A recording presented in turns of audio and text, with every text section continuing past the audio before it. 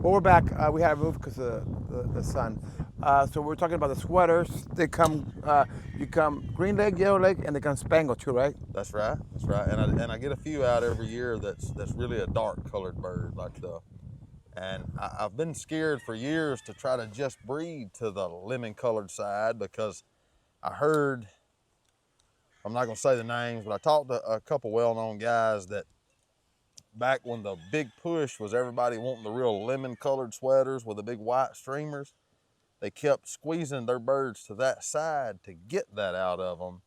And once they did that for so long, it hurt a lot of the gameness on the sweater blood. Well, Junior Bell used to say that for him, white streamers were a defect, a genetic defect. That's what he said.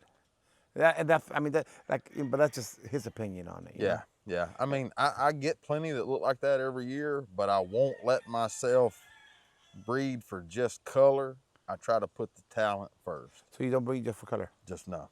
And I mean, I could have all my sweaters coming completely lemon with the long white streamers. And any of your lines? No, I'm not gonna breed them just for color. That's good.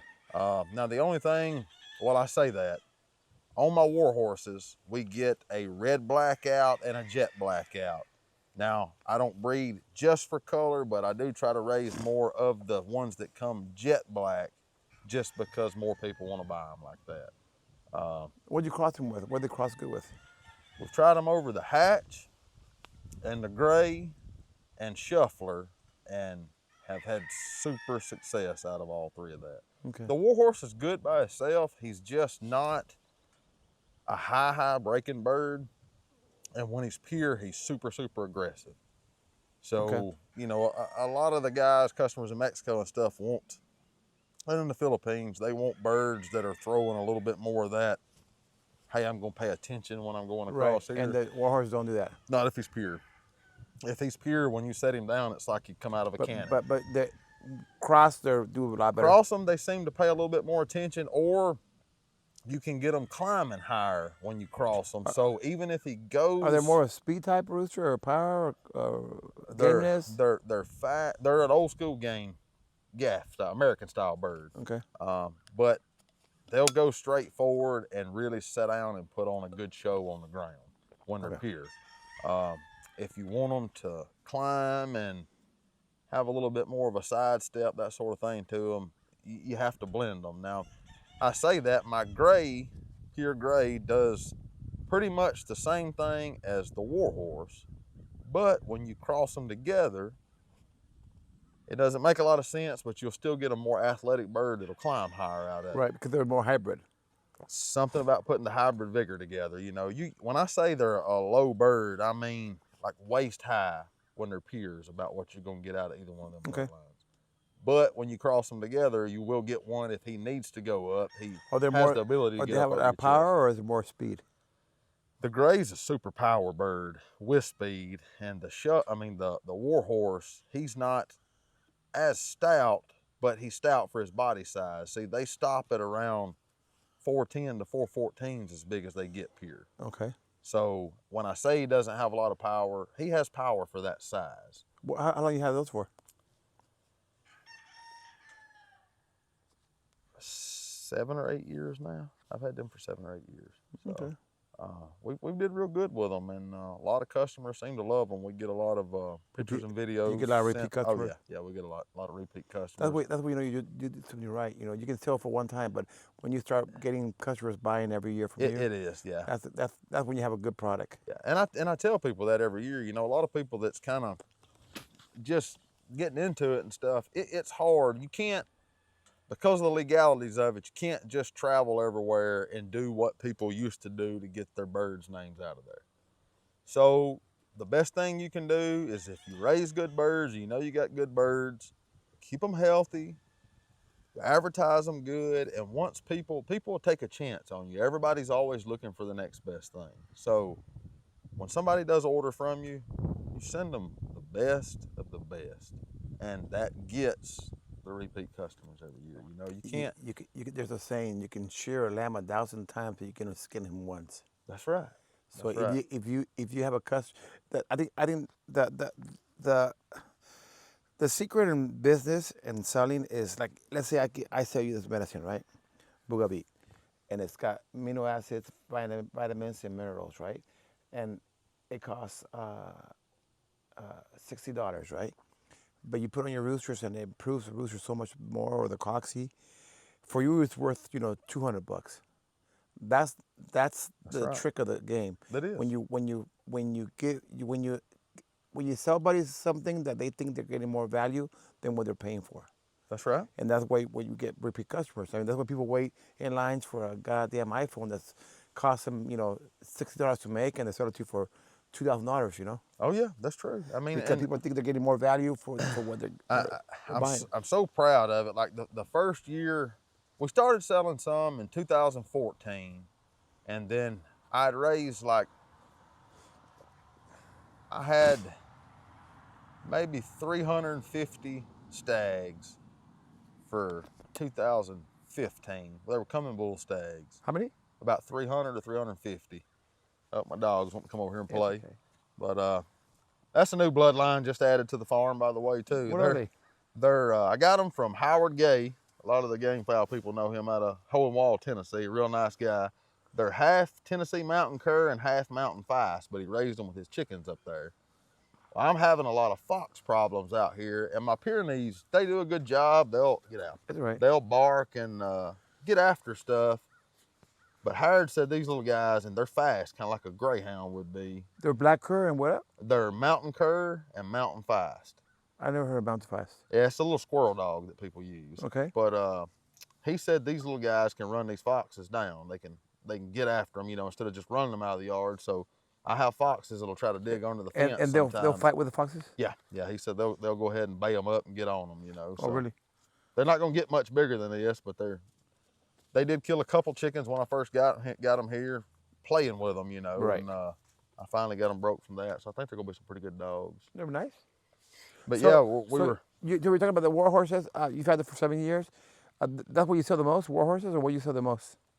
Now, the most that we sell on the farm is going to be the A-seals, the sweaters, Kelsos, Albanese, and radios. Now, That's the most. The Now, Kelsos come white leg or yellow leg? mine are white-legged, 100% white-legged. Straight comb? Straight cone and pecan. Oh, really? They come both ways? Yep, they'll come both ways, and they'll come light and dark, but it's because of the way I made them. Our original Kelso that we got when she was I think Cindel was she might have just turned 18. Yeah, because she was 17 when we got together. We got it from a local guy named Tim Haynes here, a real good guy. And it was called the old Bogle Kelso is what everybody around here knows it as. And it wasn't the most athletic bird, but it was a powerhouse of a rooster.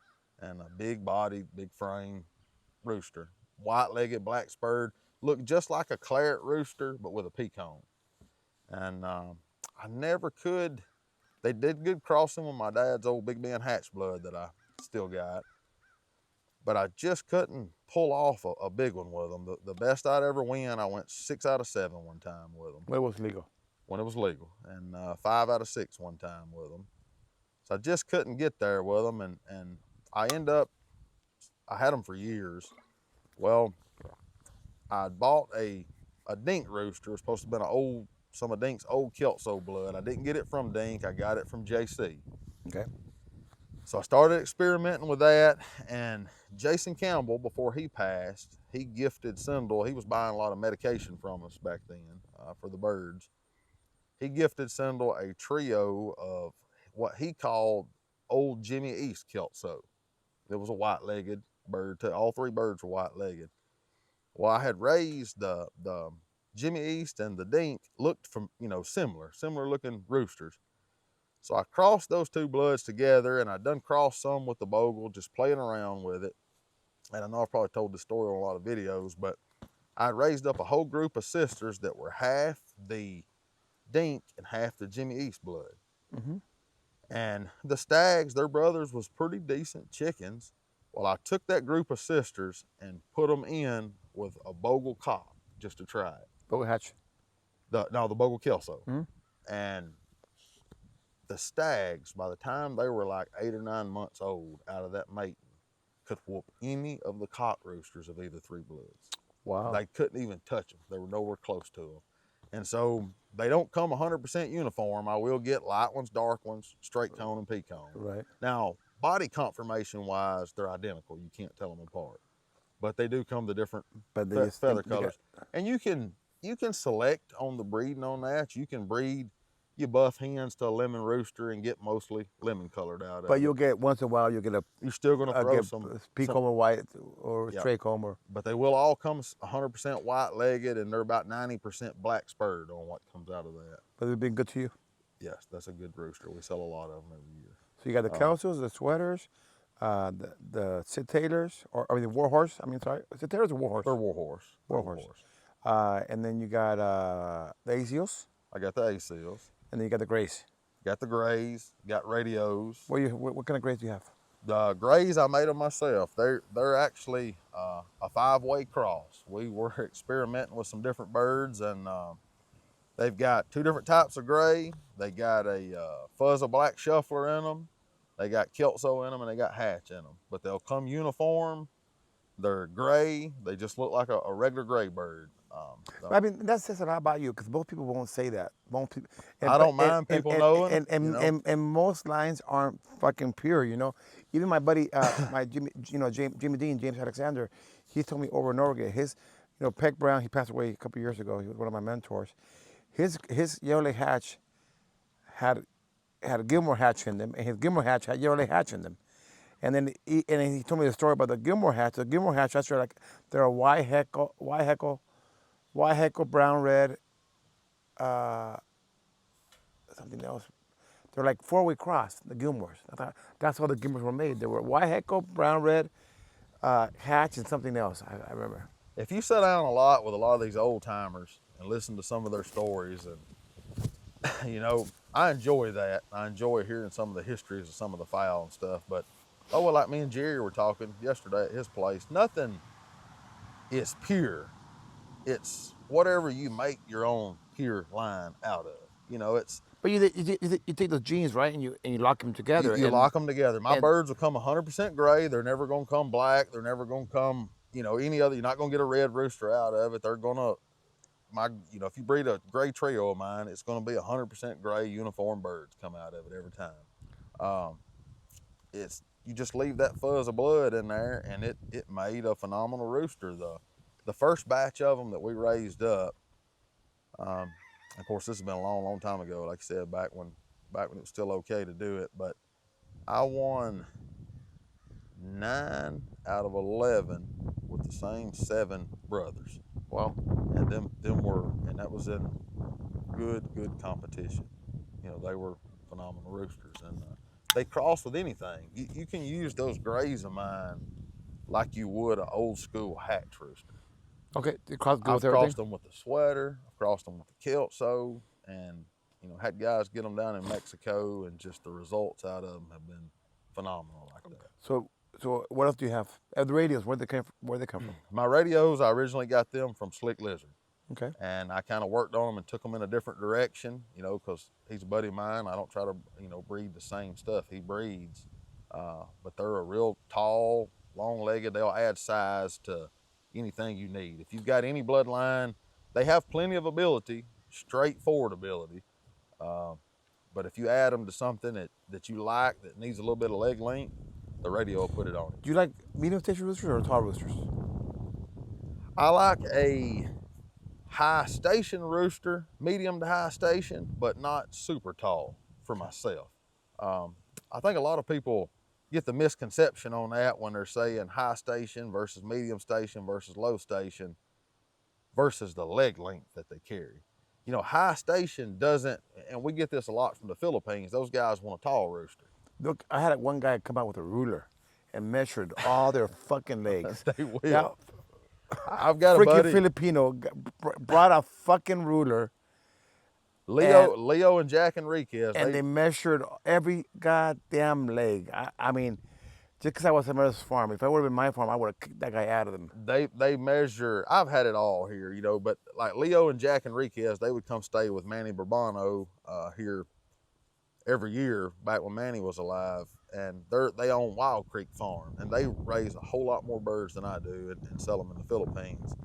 But yes, before their pullets or anything go into I've got videos of them, stuff they've sent me over the years, because those guys taught me a lot on genetics.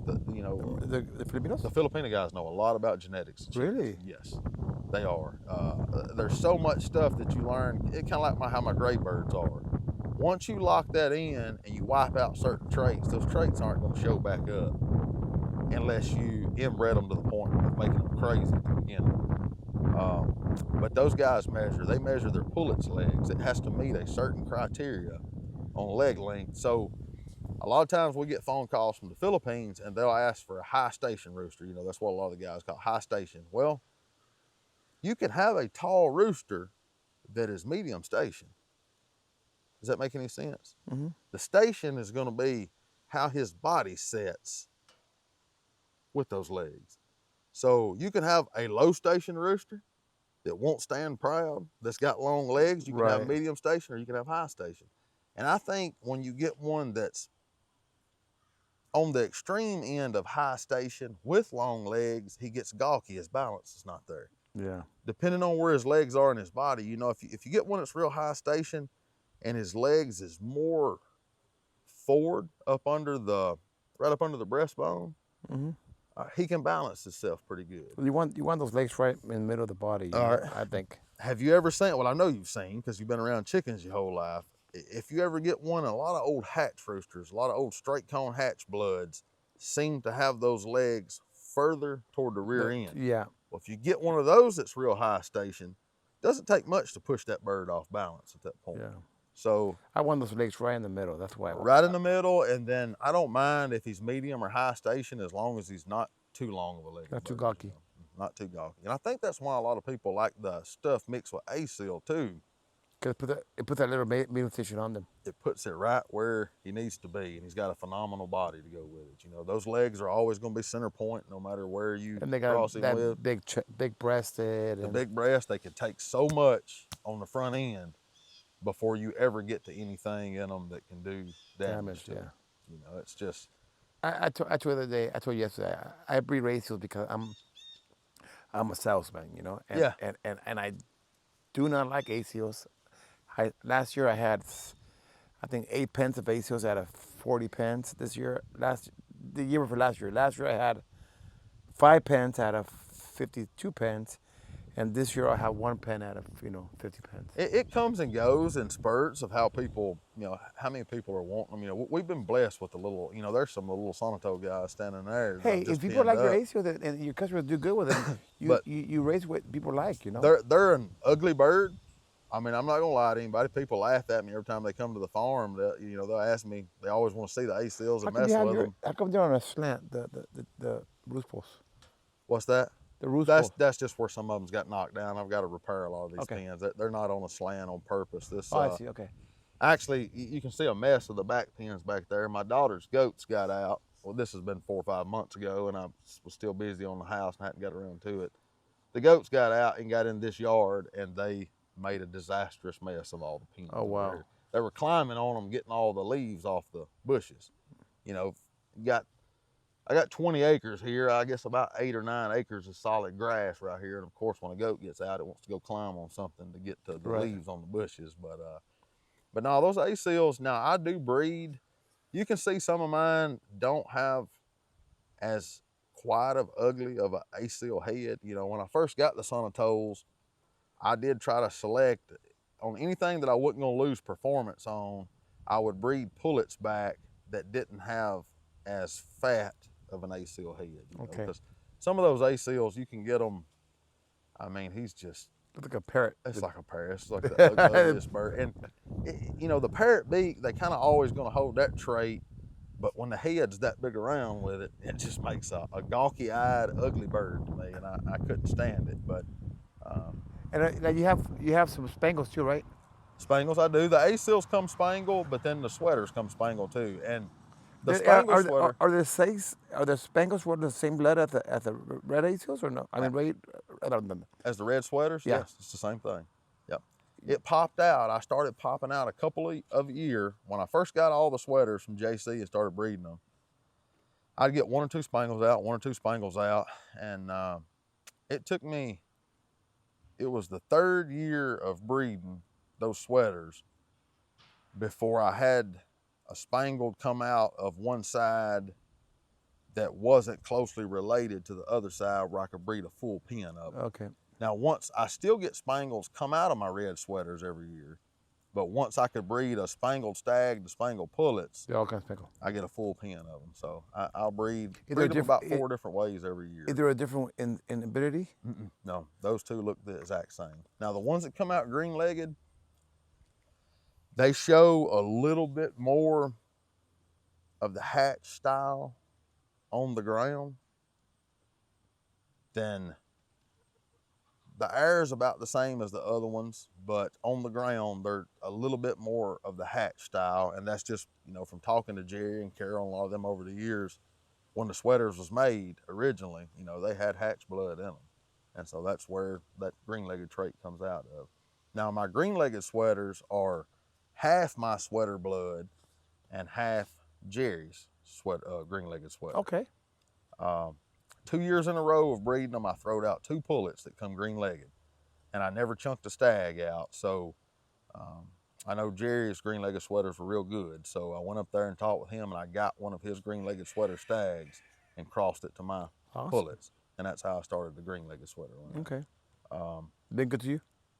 Yeah. And your what are your hatches? The hatches are the old Big Ben blood. My dad had that.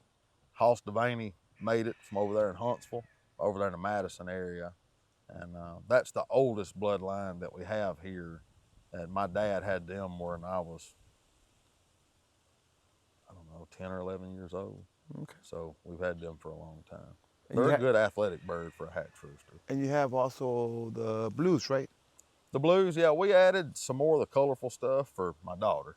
You know, ever since she was old enough to crawl. But you were careful on what you got, right? I mean. That's right, yeah. I didn't want to have nothing here that we couldn't use ourselves, or, you know, that customers wouldn't like. Check on that. Check if it's going. Yeah, can you check if it's going pretty good? You didn't want to what? I didn't want to have nothing here that was going to be junk, obviously. You know, I'm not going to have nothing on my farm that's not good. So we did a lot of shopping. Yeah. One of those ACLs. They're beautiful. We did a lot of shopping around on them. Oh, they're beautiful.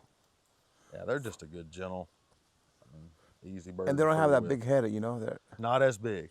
No, it took a lot of work on them to get them. You can still feel they got the nice ACL body. Oh, they do. And they're not a huge gawky ACL, so you won't throw shakes out of them. You know, I'm sorry, go ahead. I was just gonna say, when you cross them with something, they throw you that correct weight instead of, you know, some ACL bloods will throw a lot of birds over 6 pounds when you go to crossing them. Right. You don't have to worry about that with a little sonotose. You think low spur counts? Yeah. Cause I got some high. I got my buddy Trevor. Trevorio. He's known now right now. He's got some grays that are real high spur, and I go, they can't do their job, and man, they do their job. But so I used to believe in that, the low spur, but now I've seen it before that. Not in every breed. It's not in every breed, but I guarantee you, the higher the spur, if they're really doing their job, they're getting that job done in the air. Okay. Have you noticed that more? No, see the way I do my stuff, I always stay on the ground, Mexico, and them grays are good, and they're real high spur, but they get it down on the ground too. All right. What about once they've laid the other bird down? Do they have trouble? No. They don't have trouble finishing with it? And the ones I get from Georgia, from my buddy Steve, those are real low spur, and you know they do real good too. But they're the old Bennett line. All right. Well, a lot of that. But there were WT Green, the ones Stevie got, and then he added Bennett blood to it, and the ones from Trevor, he got them from somebody where David Hurt got them from, which are also the old Clements line. Well, see, in Mexico now, you know, when I a lot of this stuff that I say, it'll revert back to when I was doing it here and Dad was doing it here and that sort of thing. Good bodies. In Mexico, you have the option, even if he's high spurred, of where you're setting it at. Right. So that can make a difference in it too. In the American style, you'd be running a socket here.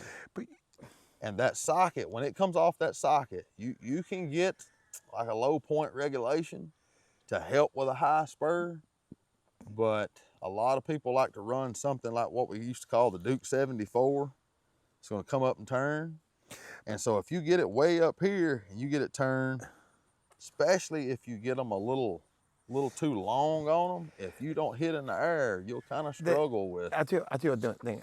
I have I make some boots, right? And all the boots, they have different names on them, right? Because, like, let's say I got a boot from Bonbon or from Prandini, and I borrowed a boot from the Ferry boot, and I made a copy. They're all different, and they all use different different tools on there, and they all cut good. It's like there's I think a lot of stuff that we as clockers do is a lot of based on just just luck, or because my grandpa did it or my uncle did it, or I think there's no scientific fact behind all the low spur, high spur, and Duke 64, and it's like I don't disagree with you on that a lot, because a lot of it's going to do with, well, we call it luck, but a lot of it's with the bird itself. He's either a natural cutter or he is not. It comes from the brood pen. But also, I also think that you can take cut away by the way you work them, and I think the work, overworking them and under-resting them, or underworking them and over-resting them, and I think the moisture part, and too much moisture, not enough moisture, too much feed, not enough feed. It all falls into play, but I think the work, especially nowadays where a lot of guys want to, I guess you'd say, put a needle on a bird. All right. It's the same as how many true solid bodybuilders have you ever seen fight? You don't because he can't. That goes for boxing, that goes for the UFC style. It's the same with the birds. If you work him until he is just solid and he don't have that rest like you're talking about. You need that rest. If you pick him up on show day and those legs are sitting up here like this, you're not gonna do good. You're not gonna do good. But now when they're hanging, when you pick him up and they just feel like two spaghetti noodles dangling, he's gonna do exactly what you want him to when you set him. Yeah, you're right about that. I mean that's just my opinion on it. But I got a friend of mine. He'll work him twice a day. I mean, he'll go up to 100 flies in the morning, 100 flies in the night, and he'll run them and scratch him, and he'll do it for 3 weeks, twice a day. But he'll give him 3 weeks rest, complete rest, massage. So I mean, like I said, there's 100 ways, to I made a mistake when we were real young. I was doing them on a thank you on a swinging Beautiful roost rooster. pole. And that swinging roost pole, it puts a lot of good work on a bird, a lot of good work. But I wasn't resting them long enough after that. Yeah. And I had another old guy tell me, he's like, you're outperforming every bird you go up against. But you ain't cutting. But I wasn't out cutting.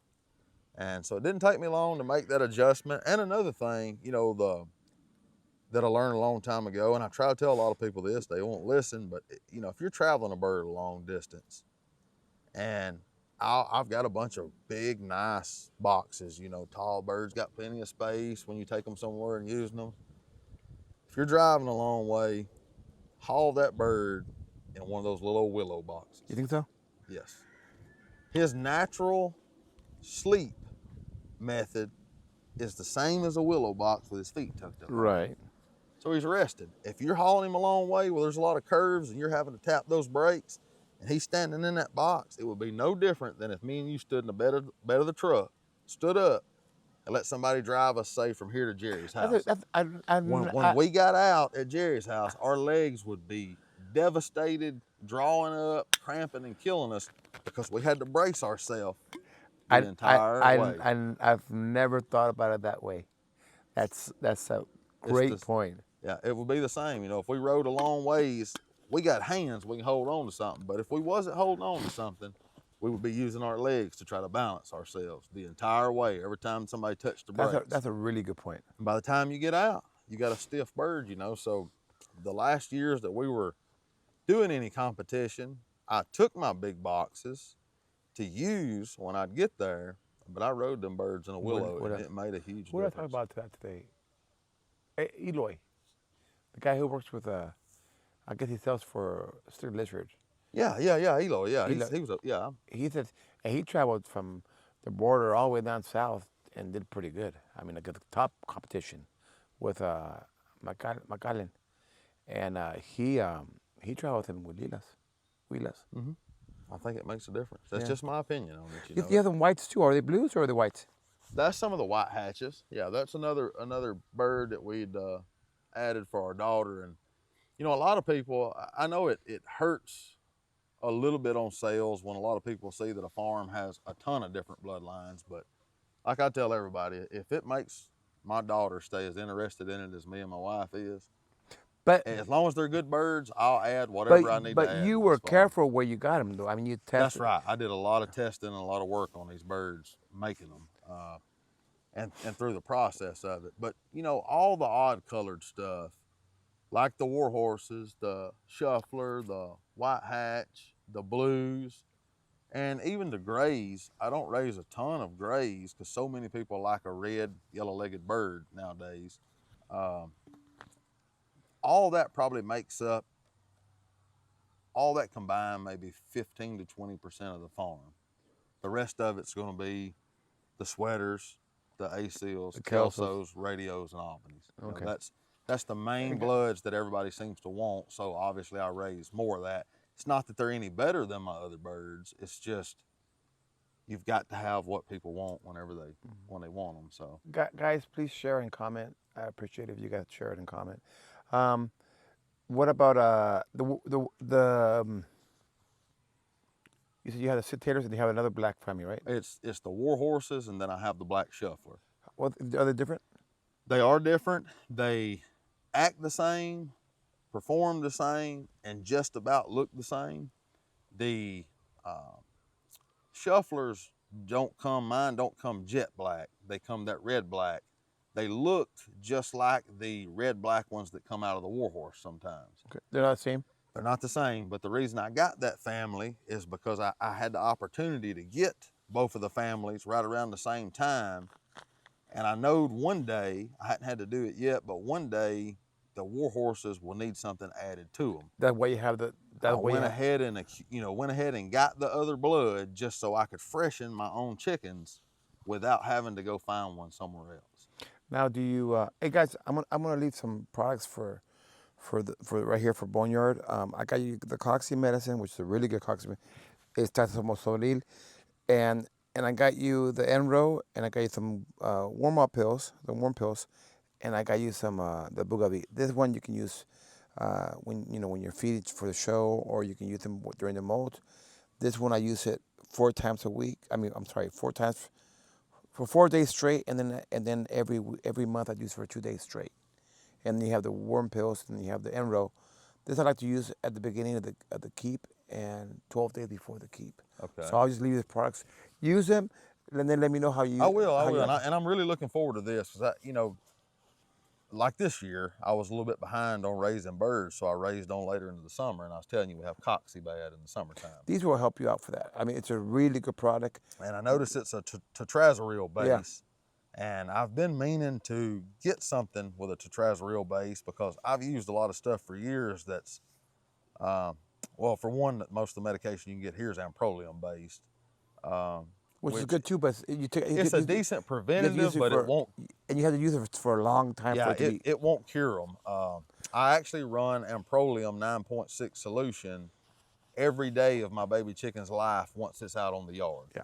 2.5 milliliters per gallon. It will, and I'll tell everybody, it for sure will not cure an outbreak of Coxy. Well, it just helps prevent it. Nothing will kill the Coxy for 100% sure, 100%. Nothing. It just controls it. It's the same with like the worms. You'll get it again, but this controls the best to a certain level where it's not doing them harm. They still have the Coxy in them, sure, but it's to such a low level it's not affecting them. Yeah, it lets them build their natural immunity. Right. That's why you do it every month, twice, 2 days in a row. So let's say you do it on the 1st and the 2nd, or the 15th and 16th. You do it for twice every month. But it's the best for controlling the cocci. But no cocci medicine is going to kill it for Gonna kill it out completely. It just lets them build their immunity to Right. it, and that's what, you know, I've used. And the other one you're saying, the curate, you have to use it for such a long time, and Yeah, it's very weak compared to it this. is extremely weak. I've give it to them, you know, once you have an outbreak where you're actually seeing any bloody stool, bloody diarrhea coming out, if all you have is an amprolium-based medicine there, all your chicks will die. It won't. When that happens, it's already kind of late. Yeah, and I've used a sulfamethoxone-based drugs from the Philippines for years now, and you know, I'm not gonna lie, I've had good success with it. But I noticed this year that I feel like the strands of cocci here is building a little bit more of immunity. Maybe I've used it. Yeah, resistance. You know, I'm probably on year 10, 9 or 10 of using the same stuff here. Try them. So I'm excited about you really enjoy giving this a try. And then just give me a call, and I'll send you some more stuff. I'll definitely do it. And then I was reading on some of your on your vitamins a while ago. Obviously, it looks like it's got everything in it that This vitamin is really, really good. that a chicken needs. And then, you know, and I want you to try something. When you hatch again, and you have an incubator, I mean in the brooders, try a setting with this, and then try one without, and you'll see a big difference in how fast they come on. And then I noticed this has got ivermectin and albendazole in it. You know, you've got a couple more stuff here, but I know those two, that's going to make a good wormer. Right. Obviously, I mean, you've got the two of the main ingredients that pretty much any wormer that don't have the ivermectin or albendazole or febendazole, if it doesn't have any of that in it, it's not going to be. Right. You know, you can still in America, you can get, I think we might have talked about it the other day, like the wazine-based stuff, and right. It's not going to take care of worms in a chicken. You know, I've experimented. Back when we first started selling medication from the Philippines years ago, before they changed some of the laws we talked about on some of that stuff, I was having Sindel take chickens every week. I didn't want to lie to anybody. I wanted to make sure I knowed how the medication worked and that sort of thing. So we've got Wallace State has a poultry diagnostics lab here in Alabama. And I would have Sindel take chickens every week there, and they'll dispose of, you know, dispatch them and test them for you. Then they'll send them to Auburn University and have Auburn test them and send you the results on it. So I took some worm pills that had these same style medications in them, and I took 2 pullets. They were sisters that were running together, just cross pullets that I didn't need, and I caught them up. I gave one of the worm pills. This was the Este I was using back then from the Philippines. I gave one a worm pill of that, and then the other, I took worm pills. I'm not going to say their name to diss anybody, but it's worm pills you can get fairly inexpensive here in America. Didn't work. I gave one pullet, one pill from the Philippines that had these same drugs in it. She's good. The other pullet, I gave her a worm pill made here in America for 10 days in a row. Didn't work. And I sent both of them. I banded them, color banded them, and put numbers on them. Had her take them to Wallace State. They dispatched both of them and tested them, sent me the results, sent them to Auburn, had them retested. The one I gave, the one pill from the Philippines, which, you know, it's the same stuff like you're selling here, wormer-wise. That chicken was completely clean. And the other one was still infested with round worms. After 10 days. After 10 days, a pill a day, every day for 10 days. So I tell everybody all the time, you know, if you're not getting something that's made in the Philippines or made, you know, in Mexico. With Mexican products, you have to be careful because there's not a lot of control, and there's a lot of companies that are just pop-up companies that do it in their backyard or. Yeah, I've noticed that and worried about it. So that's what, you know, you can tell like by the labeling and stuff, you know, I mean, not that somebody's label should make a difference, but. Yeah, but my products are used in some of the biggest teams down there. That's right, and you know, you're putting your name on it and traveling around getting it out there, and that's what makes a difference. The fly-by-night companies, they won't never last long. You know, it's always going to happen. So I'm excited about using the products, and I'll be using a ton of it this next year because I'm like you. I don't wait on an outbreak for the coccidiosis or you'll have coryza come through, stuff like that sometimes on these farms because you got a lot of chicken houses around here, and which we do a lot of vaccinating here, but I do preventatives monthly. I'll run you antibiotics monthly. After I'm done running I antibiotics, agree with you around and use the 100% sure, vitamins. and I'll have fights with vets all the time about this. You know, you don't run preventive with yourself, well, you know, but yeah, but these are chickens. They're athletes fighting for their life. It's different. It's not. That's right. It's not a roost. It's not a chicken that you get eggs out of for just meat. You know, it's actually Yeah, it's an that's athlete. right. And what's it going to hurt? It's not going to hurt anything to run a preventative once a month. It's just like anything else. You know, you put the antibiotics in. Most of these antibiotics are strong. They're going to kill the gram-negative and the gram-positive bacteria. Yep. All you do is put a good, you know, once you run, say, a 3-day treatment once a month, just turn right back around and run you 3 days of a good vitamin with some probiotics back in there. The chicken's going to stay healthy. I got a new product year-round. coming out with probiotics and prebiotics. I'll send you with some next month. Okay, yeah, I'll try it out because that's something. I'm a firm believer in the probiotics, and you know, even back like people used to do in the keep, and we did it ourselves. You know, cottage cheese. Of course, you can't afford to give every chicken on your farm cottage cheese. It has probiotics. It had the probiotics, and the chicken itself will tell you if it needs that. You know, I can't tell you exactly how that works. Or some people do the what they call the fermented oats or the fermented. That's right. It'll grow it. If you'll take apple cider vinegar with mother in it and ferment some oats, you'll get you'll grow the bacteria that you need. But that chicken, when you give it that cottage cheese, if he's in the keep, you'll notice some of your birds will just scarf it down. Some of them will take a few bites and stop. That chicken knows more what he needs sometimes than we do. Yeah. And so, you know, if he doesn't want it, his body's not needing as much as the Well, other one. I mean, but chickens they know when it's going to rain. I mean, they're natural survivals, you know. That's right. Yeah. I mean, this is a animal that's been, you know, humanized, I guess you'll say, over the years. But this come from a wild jungle bird once upon a time. So. And they're one thing survivals. That's why they fight. That's why they. That's what they do. That's what they do. That's where people get the big misunderstanding of these birds. You know, it's not. You look at all these little young stags. I've had a varmint problem, so I'm pinning up some of them. Typically, you know, they would be running for a couple more months, but I've been pinning up some of them a little earlier because I'm booting back up to start breeding and letting chickens go in the wintertime this year. And those birds, they're going to go together if you flip them pens over. That's just that is their nature. You have a beautiful farm here, and I want to thank you for inviting me out here. No, I appreciate it. Guys, please comment and share. You're welcome down to Mexico anytime you want.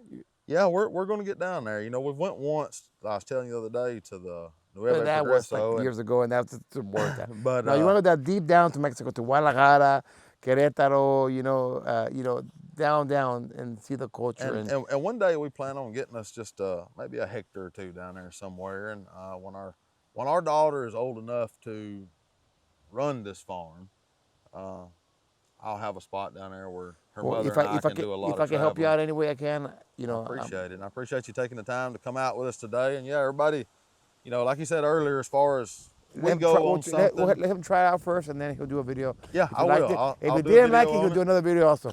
Yeah, but I mean, I'm going to. I know I'm going to, because you've put all the good ingredients that the medication needs in it. So and they're good ingredients, so the quality. No doubt that the quality, and that's something too that you're going to run into. That he said, you know, I'm not going to name certain names and stuff because I don't like to just make anybody look bad. Me neither. That's not my style.